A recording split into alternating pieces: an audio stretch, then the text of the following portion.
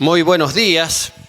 Hoy es 17 de septiembre de 2023 y estamos aquí en Villa Mercedes, República Argentina. Es una mañana hermosa y en esta mañana yo voy a hablar acerca de que la Biblia habla sobre enseñar y aprender, o aprender y enseñar. Y viene esto a cuenta de que en la República Argentina hemos celebrado el 11 de septiembre el Día del Maestro en homenaje a Domingo Faustino Sarmiento, el gran maestro, el gran sanjuanino, maestro de América, que falleció precisamente un 11 de septiembre. Año 1880, creo que año 1880. Falleció en Paraguay, como tantos próceres nuestros que no fallecieron en la Argentina, fallecieron afuera, el mismo general San Martín que falleció en Francia. Pero resulta que Sarmiento es el símbolo del educador. No solamente en la Argentina, sino en América Latina, hay una persona muy reconocida en toda América. Fundamentalmente en Estados Unidos de América hay una ciudad que tiene una estatua de Sarmiento. Él fue el impulsor de la educación. Él fue un revolucionario. Fíjense que hay cierto parangón con el Evangelio. El Evangelio, mis queridos, es para algunas personas. El Señor Jesucristo, cuando les da la gran comisión, les dice a los apóstoles: vayan y prediquen el Evangelio, pero tengan mucho cuidado a quién le predican. ¿Dijo eso? No, dijo a todos y en todo el mundo. Todos era, cuando la Biblia dice todos, dice todos. Varones, mujeres, niños, ancianos, de todas las razas, de todas las lenguas, de todo. Extraordinario. La amplitud de la gracia de Dios, la amplitud del Evangelio. En la época de Sarmiento, cuando él fue presidente, en el siglo XIX, la educación estaba reservada para algunos. Esto que nosotros, qué locura, sí, para algunos. Los chicos pudientes, las clases pudientes solamente. Él mismo quiso varias veces estudiar, pero no era pudiente, era muy pobre. Nunca lo aceptaron en ningún colegio, nunca. De manera que él fue un autodidacta, él se formó solo, leyendo, era un gran lector y aprendió el francés, después tomó clases de inglés, en fin, extraordinario. Entonces dice, no, la educación tiene que ser para todos. Concepto revolucionario. ¿Cómo para todos? Sí. ¿Y para los hijos de los pobres? También. ¿Y para las niñas? También. Porque a veces eran los muchachos los que se... Las mujeres no, las mujeres tenían que aprender a cocinar. Porque ¿cómo las mujeres iban a estudiar lo que se estudiaba en aquel entonces? Estudiar matemáticas o algunas otras cosas. No. Sarmiento dice, no, todos. Es un concepto revolucionario. No hay maestros suficientes. No importa, vamos a poner el sistema lancasteriano. El sistema lancasteriano lo trajo a Estados Unidos. Los alumnos más avanzados hacían de monitores para los de los grados más bajos. Y el sistema funcionaba porque la cosa funcionaba. ¿Sabe lo que significaba la posibilidad de aprender, querido? ¿Sabe lo que significaba la posibilidad de aprender? Muchos chicos nacían y trabajaban, lo único que hacían hacer era trabajaban, pero no sabían ni leer ni escribir, y ni hablar de las muchachas. Las muchachas sabían cocinar, sabían lavar, sabían coser, sabían bordar, pero no sabían ni leer ni escribir. La gran mayoría de ellas. La gran mayoría de ellas. Y Sarmiento arranca con esa revolución de la educación. Y ahí comienza a transformarse la República Argentina. Sale Sarmiento de la presidencia, muere Sarmiento. pero quedó la semilla.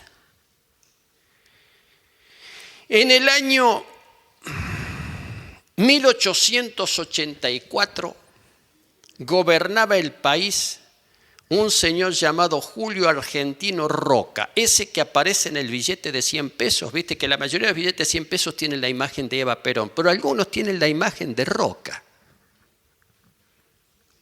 El que también hizo la campaña al desierto y anexó para la República Argentina inmensos territorios del sur que no respondían al gobierno nacional.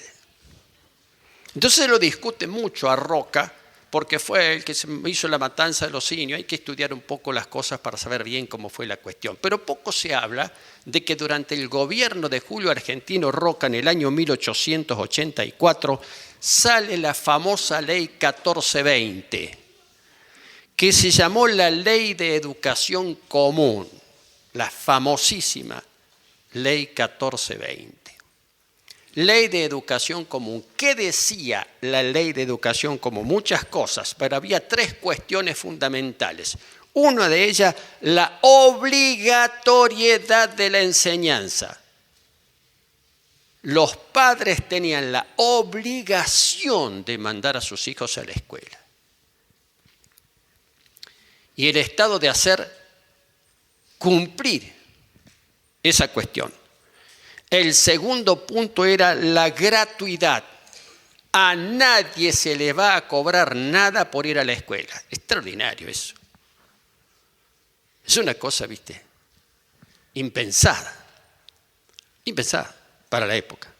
Y el otro punto es la laicidad. ¿Por qué? ¿Qué es la laicidad? En la escuela no tiene tinte religioso. Se la llamó la Ley de Educación Común porque esa ley abarcaba a todos los chicos por igual.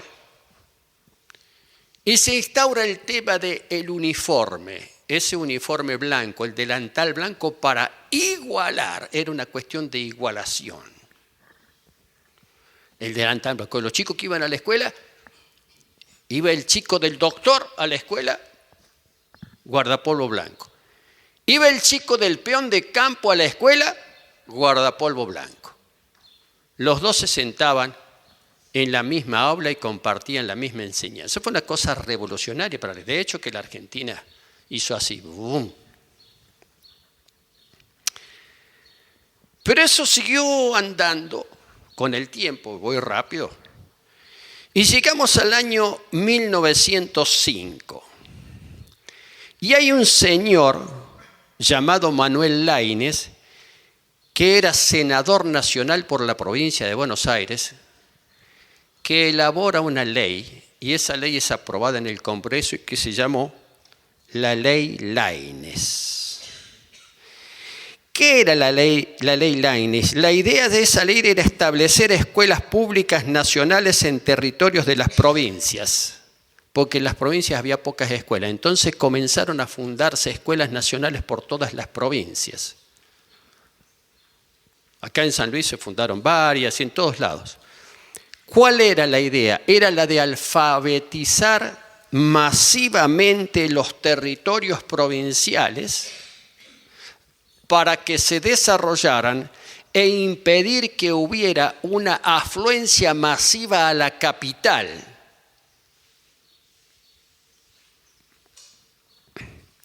En 1906 habían 28.152 alumnos de escuelas nacionales. Y después, en el 1935, por causa de esta ley, había 325.000 alumnos de escuelas nacionales en todo el territorio de la República Argentina. Allí donde las provincias no podían levantar una escuela, el gobierno nacional fundaba y había una escuela nacional. Acá funcionaron varias escuelas nacionales. Yo tengo un hermano, mi hermano mayor iba a una escuela nacional. Todavía está, ahora es escuela provincial. Aquí en Villa Mercedes. En el año 1955 ocurre la Revolución Libertadora, donde es derrocado Perón y surge un gobierno militar. Y dice que ese gobierno militar, a instancias del Fondo Monetario, del Banco Mundial, porque esas escuelas nacionales eran demasiado gastos, fíjense el concepto, todo al revés de Sarmiento. Esas escuelas nacionales eran demasiado gasto para el Estado Nacional. Quedaban lejos y una serie de cosas. Entonces comienza a transferir las escuelas nacionales a los estados provinciales. Este tema lo llevaron adelante otros gobiernos, porque después, en el año 1993, sale la ley 24.195, que es Ley de Educación Federal, gobierno de Menem. Y en el año 2006 sale la ley 26.206, que modifica la ley anterior de Menem en el año 2006, gobierno de Kirchner.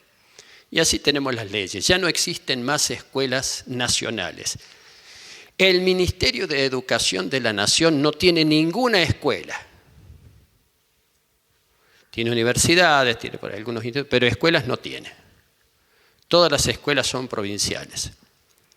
Lo que nosotros seguimos llamando acá en Villa Mercedes el Colegio Nacional Juan Esteban Pedernera, bueno, tiene ahí el nombre, era Colegio Nacional, no es más Colegio Nacional. Es un colegio provincial. Tiene el mismo nombre, pero administrado por la provincia. Educación. Datos del último censo nacional. Alrededor de 650.000 niños y o adolescentes están fuera del sistema educativo en la República Argentina. No van a la escuela, a ninguna escuela. 650.000. Algunos dicen que 13, otros dicen que 16, ahí no está muy bien. Pero pongamos que sean 16 de cada 100 alumnos terminan el secundario en el tiempo establecido y con los aprendizajes esperados. Es decir, de 100 chicos que ingresan en la escuela, solamente 16 en la Argentina terminan en el tiempo estipulado y con los saberes alcanzados. Terminan el secundario. El resto repite, se queda, abandona o sale con conocimientos absolutamente precarios porque se ha instituido en la República Argentina que los chicos tienen que pasar de grado o de año, no importa, de manera independiente a los saberes que tengan, es decir, alcancen o no alcancen los saberes estipulados, igual pasan, lo cual es una aberración total. Hay en el país 51.745 establecimientos educativos de gestión estatal, o sea, escuelas que dependen del gobierno, de los gobiernos provinciales, ¿no? O municipales en algunos casos, pero de la gestión de gobierno. 51.745, y además una buena cantidad de escuelas, no sé cuántas, escuelas de gestión privada, escuelas públicas de gestión privada, como nuestra escuela Blandina Barreto de Ferrari y nuestro colegio Alfonso Olmedo. De ellos, de esos 51.700 y pico, el 47% no tiene conexión a Internet. 24.394, esto es censo, Esto es censo.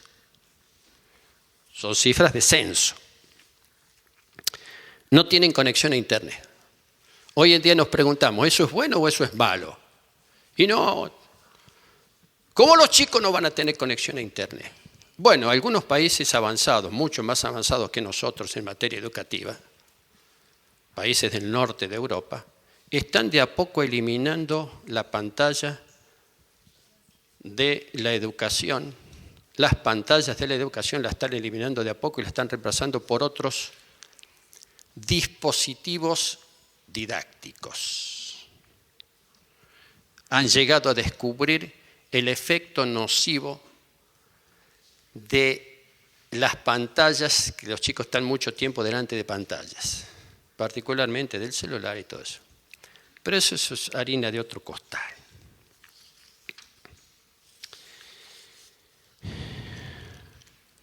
Qué cosa importante que es el tema de la educación. Quiero hablar esto Gracias a Dios nosotros acá en esta congregación tenemos una buena cantidad de maestros y profesores. Doy gracias a Dios por los maestros y por los profesores cristianos, por las maestras jardineras cristianas, porque son, mis queridos, el elemento revolucionario dentro de un sistema educativo que está absolutamente corrompido. Ayer escuchaba a una mujer en una manifestación política en San Juan. Sí, dice, basta. Dice, yo soy maestra, dice la mujer. Está en YouTube. Yo soy maestra y ya estoy cansada de que lo único que hacen en las escuelas es adoctrinar a los chicos. Adoctrinar en cuestiones de progresismo, de izquierda, comunista se decía antes. A eso se dedican muchos docentes. Se dedican al adoctrinamiento de los chicos. ¿Adoctrinamiento en qué? En ideologías absurdas, retrógradas y distorsivas. Ese es el estado del tema de la educación. Ahora, ¿por qué tenemos que hablar nosotros de educación en una iglesia evangélica? ¿Es un tema pertinente eso? ¿Eso tiene que ver con la fe? ¿Tiene que ver con la palabra de Dios? Sin ninguna duda. La Biblia habla de aprender y de enseñar desde los primeros capítulos del Génesis. Uno de ellos, que es muy citado, y ha sido citado hace muy poco acá por la pastora Adela, es lo que se conoce en hebreo como la Shema. La Shema, Deuteronomio capítulo 6. La Shema significa Shema Israel, dice el hebreo. Oye Israel. Esa es la famosa Shema. Yo le pedí una vez a un rabino que me escribiera la Shema y me la escribió en un cartoncito muy chiquito con letra de tinta y qué sé yo, una cosa sagrada. No te vas a creer que es fácil. Yo no sabía si me la iba a hacer o no, pero me la hizo, la regaló, la tengo yo guardada en el cajón del escritorio. Dice la Shema en Deuteronomio 6, del 4 al 9, oye Israel, Jehová nuestro Dios, Jehová uno es, y amarás a Jehová tu Dios de todo tu corazón y de toda tu alma y con todas tus fuerzas. Primer mandamiento, como dijo el Señor Jesucristo después, primer mandamiento, amarás a tu Dios con todo tu corazón, con todas tus fuerzas. El Señor Jesucristo le agregó otro, el segundo. Amarás a tu prójimo como a ti mismo. Hay tres cosas. Uno puede estar predicando mucho tiempo sobre esto. Y estas palabras que yo te mando hoy estarán sobre tu corazón. Lo que yo te hablo no es para que vos digas, oh, mira qué lindo, ¿no? Ay, qué interesante. A mí nunca se me había ocurrido. Mira qué interesante. Che, ¿vos sabés qué cosa interesante esta? Es un mandamiento de Dios. No es algo para analizar. Es algo para creer y algo para cumplir. Estas palabras que yo te mando hoy estarán sobre tu corazón y las repetirás a tus hijos y hablarás de ellas cuando estando en tu casa y andando por el camino y al acostarte y cuando te levantes. Es decir, estos mandamientos que yo te doy, vos los tenés que comentar y tenés que hablar de eso, tenés que hablar. Y andando por el camino, cuando te levantes, cuando te acuestes y qué sé yo. Este mandamiento es escasamente cumplido, que es la de enseñar a los hijos, a la familia, pero después se va a extender este asunto. Y las atarás como una señal en tu mano y estarán como frontales en tus ojos y las escribirás en los postes de tu casa y en tus puertas. Las vas a tener presentes siempre. Siempre las vas a tener presentes. Siempre. Y se las vas a enseñar a tus hijos. Porque no dice la palabra. Y estas palabras que yo te mando hoy estarán sobre tu corazón. Y mandarás a tus hijos a la escuela dominical para que tus hijos aprendan esta palabra. Esa es la versión moderna. Hay una transformación. Miren, vienen transformaciones muy importantes, Desde ya te voy diciendo. Vienen en este tiempo transformaciones muy importantes. Una de las transformaciones esencial, fundamental, es precisamente el cumplimiento de esta palabra. Enseñar a tus hijos en tu casa. ¿Quién? Vos. No mires para otro lado. No mires para otro lado, vos. Si a tus hijos o a tus nietos, como le sucedió a Timoteo, la madre y la abuela, doña Loida, estaba ahí con el nieto. Enseñándole la palabra, el apóstol Timoteo. Para ser rabino había que aprenderse la Torá de memoria. Para ser rabino había que aprenderse la Torá. Sé que la Torá es el Pentateuco, los 5 libros y alguna cosa más. De memoria. ¿Sabe qué de memoria? Sí, de memoria. Nosotros memorizamos algunos versículos. Pero los rabinos se pasaban gran parte de su vida aprendiendo de memoria la Torá. Porque la tenían que tener acá y acá y acá y acá, acá la palabra. Tenía que estar en todos lados. ¿Por qué empalmo la instrucción que empecé hablando de Sarmiento? Porque no hay posibilidad de que un país crezca, se desarrolle y sea próspero.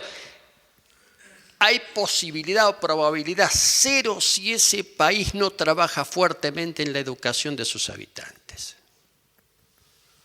Probabilidad mínima, probabilidad nula, que es lo que nos ha pasado en la Argentina. El Salmo 32, versículo 8 dice así: el Señor dice, yo te instruiré, yo te mostraré el camino que debes seguir, yo te daré consejo y velaré por ti. Yo lo haré. Acá hay otra cuestión, acá hay una vuelta de tuerca, que es cuando Dios te instruye, cuando Dios te enseña. Directamente. Entonces se me ocurrió una pregunta. ¿En qué idioma habla Dios? ¿Habla en criollo? ¿Habla en argentino? ¿No habla en hebreo? ¿No habla en arameo? ¿Habla en idioma universal? ¿En qué idioma habla Dios? Porque debe hablar un idioma extraño porque muchas veces no lo entendemos.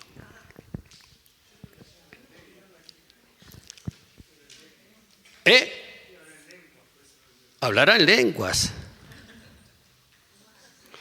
Porque cuando la palabra dice, este versículo que digo yo, que yo te enseñaré y te instruiré, se repite mucho en la Biblia, donde Dios le dice al pueblo, le dice a la gente, yo me encargo, yo los voy a instruir, yo los voy a hablar. Dice que Dios habla a través de uno, a través de otro, pero es Dios el que habla. Cuando uno habla la palabra y la palabra dice esto, decir, bueno, es Dios el que está hablando. ¿Quién? El pastor Miguel está hablando. Sí, yo soy ¿cómo te podría decir? Me hace acordar una famosa anécdota de Einstein, donde una mujer le preguntó a Einstein cómo funcionaba la comunicación inalámbrica. Muy interesante. Tenía un agudo sentido del humor. ¿Cómo funciona la comunicación inalámbrica? Dice, ¿cómo es posible que yo con el teléfono acá me pueda comunicar allá? Y Einstein dice, mire, señora, es muy sencillo. La comunicación alámbrica, teléfono alámbrico, ponele, es como un gato muy largo que tiene la cola en Nueva York y la cabeza en Los Ángeles. Y si usted le pisa la cola en Nueva York, el gato maulla en Los Ángeles. Esa es la comunicación alámbrica. Y la comunicación inalámbrica es lo mismo, pero sin el gato.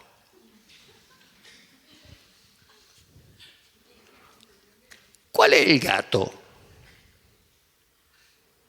¿Dónde está el gato de la comunicación de Dios? El gato que Dios le pisa la cola y nosotros escuchamos el maullido del gato.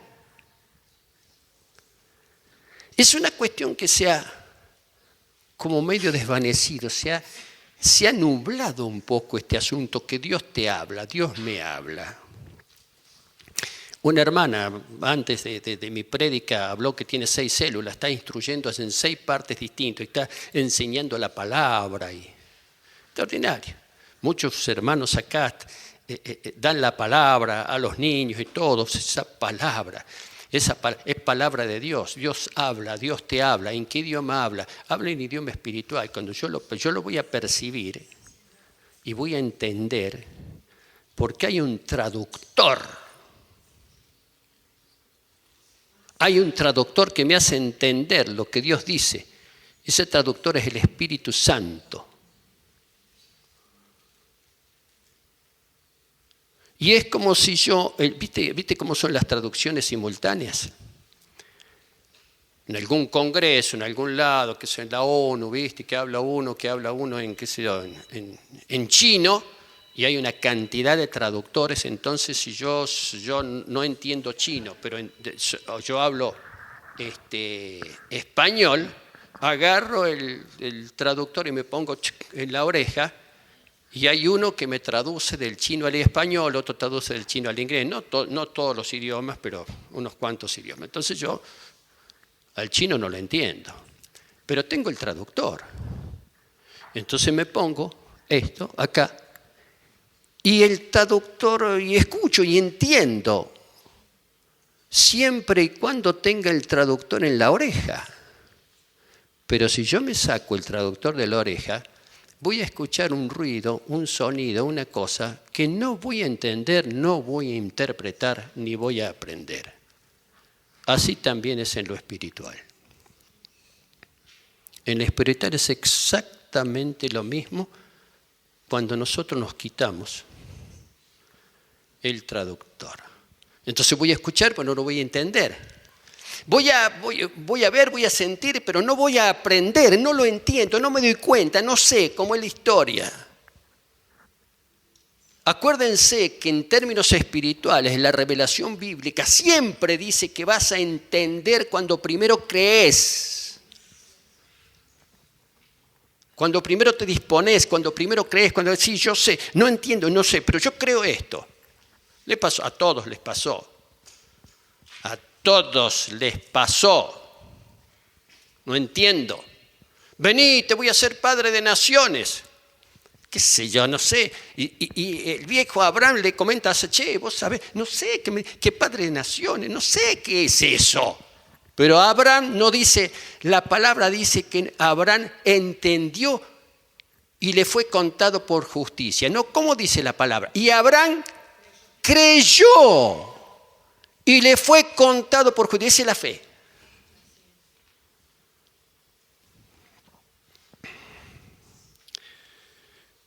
Hay que entender el idioma que habla Dios. Entender el idioma que habla Dios. No te quites el coso. Fíjate, deja que el traductor haga su trabajo. El traductor es el Espíritu Santo. Deja que haga su trabajo.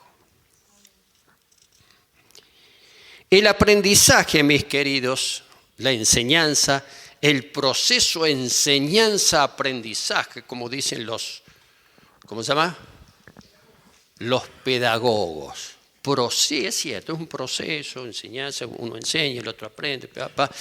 Cuando uno enseña siempre también aprende. Es más, yo he aprendido muchas cosas enseñando. De todo, ¿viste? He aprendido enseñando. El temor de Jehová es el principio del conocimiento, dice Proverbios. Pero los insensatos desprecian la enseñanza y la sabiduría.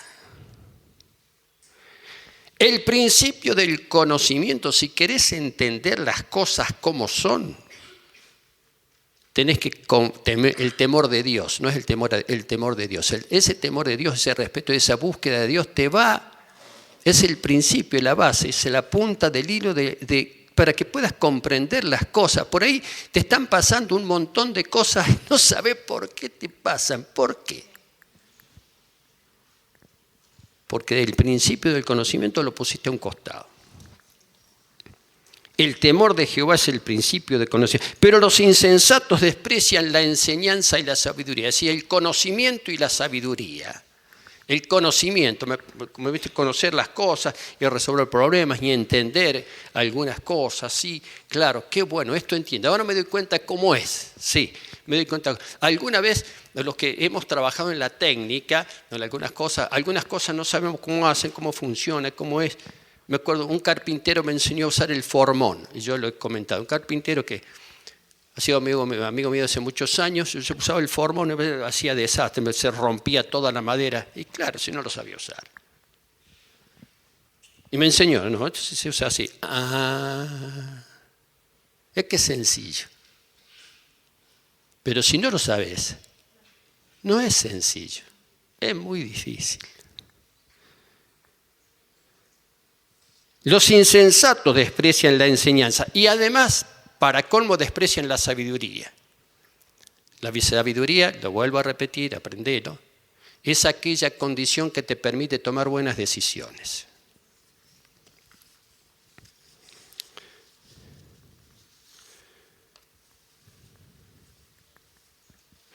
El aprendizaje va unido a la disciplina.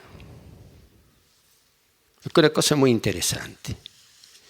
El aprendizaje va unido a la disciplina, siempre. Dice el apóstol Pablo en el texto a los Colosenses: la palabra de Cristo mora en abundancia entre ustedes, enseñen unos a otros y exhórtense unos a otros. Acá la cuestión era interesante. El criterio griego de la enseñanza era el magister. El magister, el maestro, que estaba siempre en un lugar prominente, que enseñaba. Y los discípulos estaban ahí abajo y aprendían. De ahí viene la palabra magisterio, de ahí viene la palabra maestro. El criterio del evangelio es: entre ustedes tienen que enseñarse. Entre ustedes. Dice el libro de los Hechos que fue Bernabé a Tarso para buscar a Saulo y hallándole lo trajo a Antioquía. En Antioquía se había producido una revolución porque empezaban a creer los griegos y los no judíos empezaban a creer la palabra del evangelio. Y Bernabé, que era un hombre sabio era Bernabé, muy sabio, dice: acá hace falta Saulo. Y lo va a buscar a Tarso y lo trae a Antioquía. Y dice: se reunieron con la iglesia por todo un año y enseñaban a las multitudes y enseñaban a las multitudes. Es un enorme mover ahí, ¿viste? Un avivamiento, decimos nosotros, un enorme mover ahí en Antioquía, en el Asia Menor. Y enseñaban. Y lo fue a buscar a Saulo porque este tipo, vale. Fíjese qué cosa interesante, porque Bernabé toma esa iniciativa y lo acompaña a Saulo en el primer viaje misionero, y después Bernabé desaparece y Saulo crece. Pero a Bernabé eso no le interesa, porque lo que le interesa a Bernabé no es que él sea mayor que Saulo, y no le aflige que Saulo llegue a ser mayor que él. Él quiere otra cosa. Él quiere que el evangelio se expanda y que la gente encuentre a Cristo y sean salvos y conozcan y cambien su vida.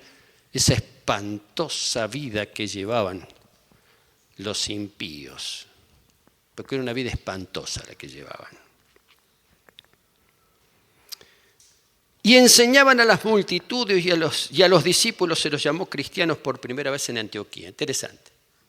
pero se los llamó cristiano, era un mote despectivo. Un mote despectivo. Después en Hechos 15, después que es el concilio de Jerusalén,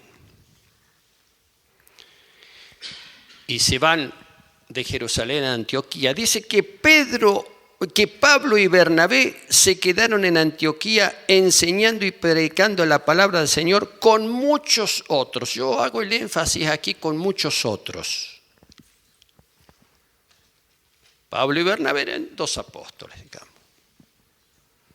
Ninguno de los dos había estado con el Señor, pero sí habían sido llamados para ese ministerio apostólico que desarrollaron los dos. Mejor dicho, ninguno de los dos había estado con el Señor, en tanto el Señor Jesucristo enseñaba por Galilea, por ahí, ninguno de los dos había estado.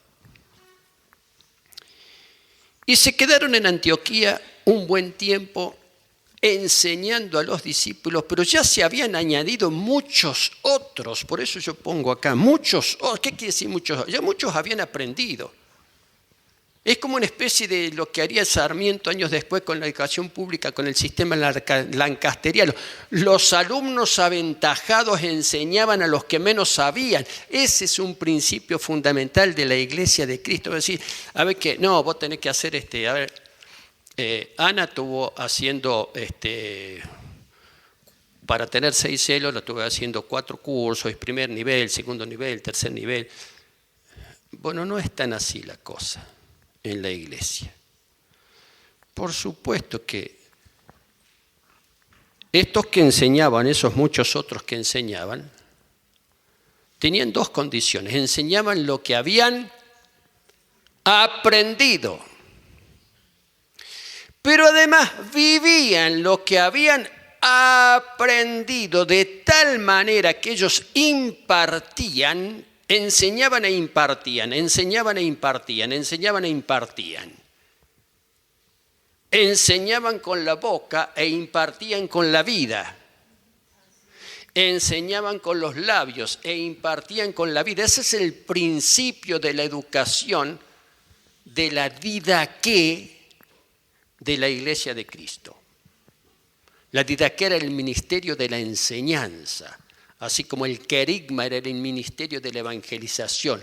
Y no son cosas que vayan separadas en los ministerios de Cristo, no es que uno por allá, otro por allá, como los ministerios de qué sé yo, de algún gobierno, que está un ministerio por allá, el otro por allá, y ni se comunica. No, está todo ensamblado.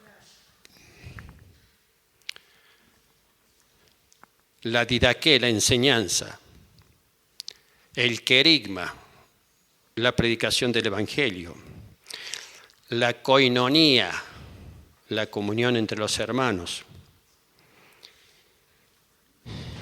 el servicio y la adoración, 5 ministerios que conforman una sola cosa en la iglesia.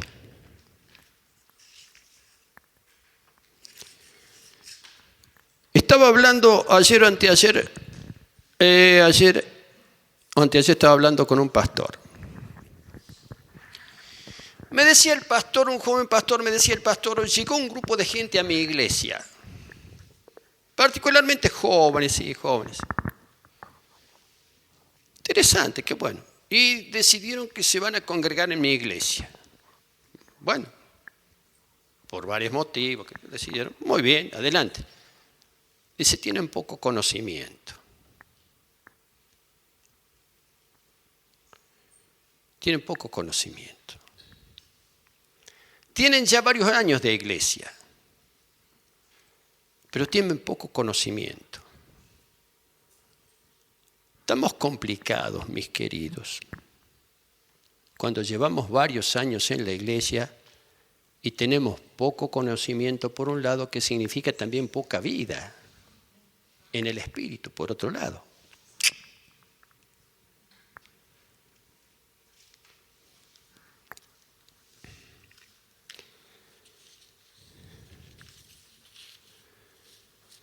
Interesante es saber que al Señor Jesucristo no lo llamaban profeta. Él era profeta. Pero no lo tenían identificado como profeta. Por ahí tanto en tanto, algunos sí, medio profeta, pero poco, profeta, qué sé yo. Y si lo nombraban profeta, lo llamaban como profeta, lo llamaban despectivamente. ¿De dónde sacó? ¿Puede salir algo bueno de Nazaret? ¿De dónde salir? No. Pero sí lo llamaban rabí, lo llamaban maestro, porque no podían negar que él enseñaba. Después aprendieron a llamarlo el Señor. Cuando reconocieron que era el Hijo de Dios y aprendieron a llamarlo Señor. Esta es la graduación de la cosa.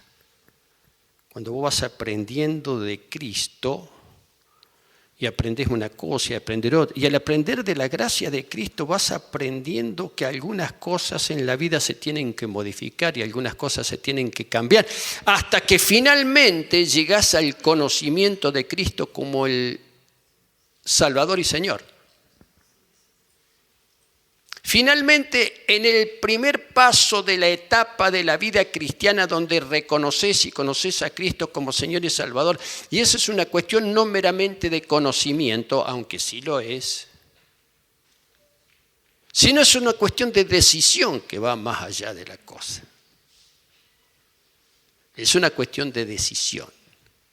Yo decido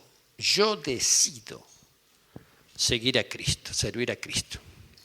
Como el viejo coro que ya no se canta, que decía, he decidido seguir a Cristo, no vuelvo atrás. Vieja canción. Qué cosa extraordinaria. Desde lo primero, cuando el mandamiento dice, estas palabras que yo te mando hoy, vos las tenés que tener en tu corazón, las tenés que tener en tu mente y las tenés que tener presentes siempre.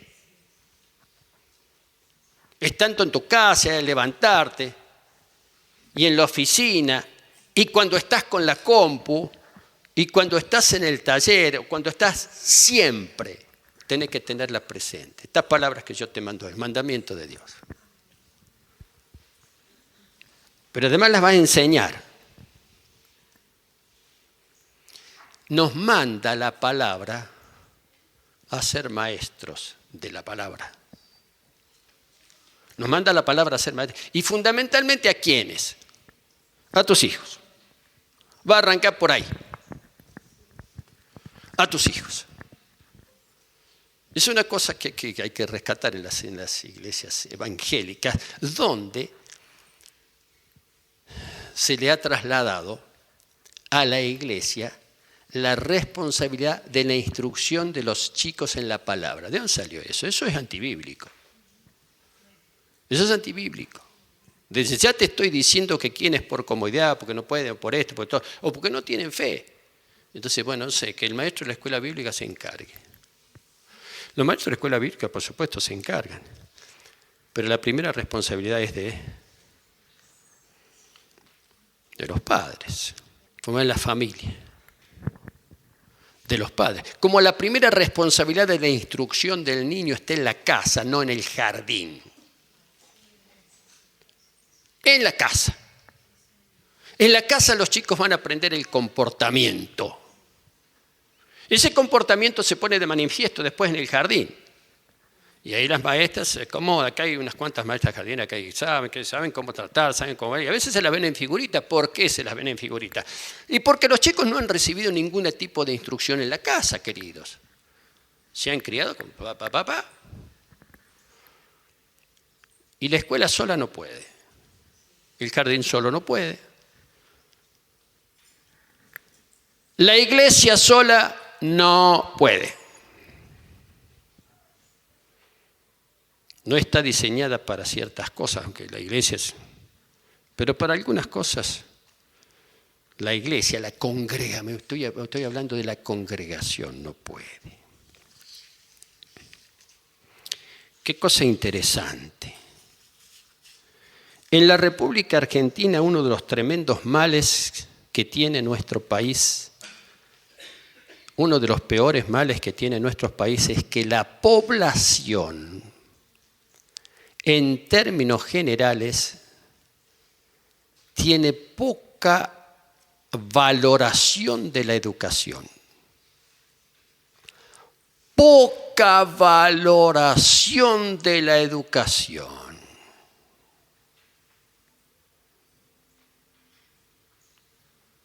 Era mucho mayor hace 70 años atrás, hace 80 años atrás, donde los peones que trabajaban la tierra decían: mi hijo no va a vivir de la pala como yo, mi hijo va a estudiar. Y mi hija, decían las mujeres, no va a ser una fregona como yo. ¿Quién conoce la palabra fregona? Se usaba mucho antes. Mi hija no va a ser una fregona como yo, que lo único que hace es todo. No, mi hija va a hacer otra cosa. Es interesante. Eso actualmente se está desvaneciendo.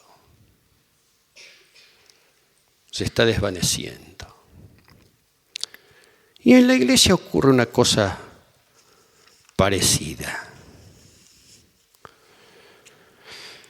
Hay gente antiguamente que aprendía a leer y a escribir, fundamentalmente aprendía a leer por la necesidad y el ansias de leer la Biblia. No aprendían a leer para leer el diario. Aprendían a leer para leer la Biblia y aprendían a leer con la Biblia. Y aprendían a leer. Y de el paso siguiente que aprendían a escribir. Cosa extraordinaria. Ese era un círculo virtuoso. Porque después esa mujer que aprendió a leer con la Biblia, le enseñaba a sus hijos y a sus nietos. Y era un círculo virtuoso, una cosa extraordinaria. Ese círculo virtuoso está medio descangallado, pero hay que recuperarlo. Y lo tenemos que recuperar. Vienen tiempos, mis queridos, donde vamos a perecer si somos ignorantes. Este pueblo pereció por falta de conocimiento. Vienen tiempos en que por falta de conocimiento, en la Biblia el conocimiento, mis queridos, para la revelación bíblica el conocimiento, a diferencia de lo griego, no es una cuestión intelectual solamente. El conocimiento es una cosa que está en la mente. No, el conocimiento es integral. El conocimiento me invade todo. Sobre todo me inunda todo mi ser el conocimiento. Transforma todo mi ser el conocimiento. No solamente la especulación griega. Esa es la diferencia con la revelación bíblica, que es conocimiento para la Biblia. El conocimiento es vital. Una cosa que me sirve para la vida. Y el conocimiento de Dios y de la palabra de Dios me sirve para la vida y me sirve para la eternidad. Y me sirve para la posteridad. Ese conocimiento me sirve para la posteridad. Me sirve para los hijos, me sirve para los nietos. Esa es la característica.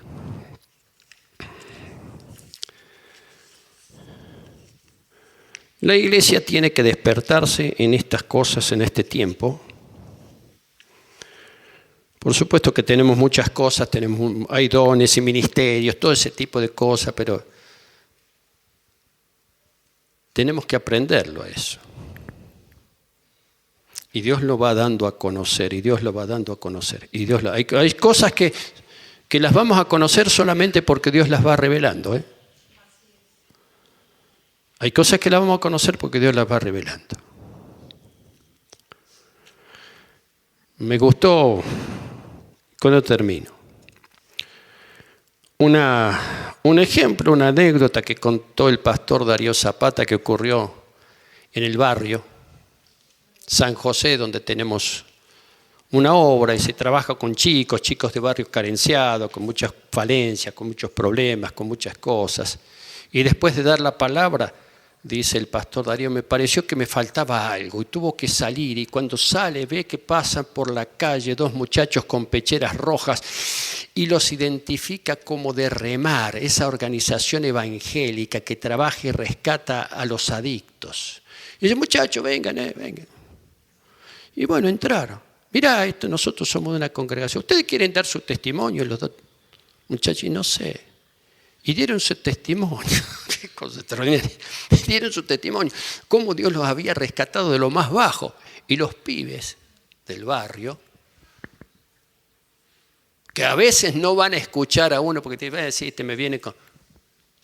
Así. Porque les tocó en sus fibras más íntimas, porque ellos están metidos en esa cuestión, o están a milímetros en peligro de meterse ahí. ¿Y qué los puede rescatar?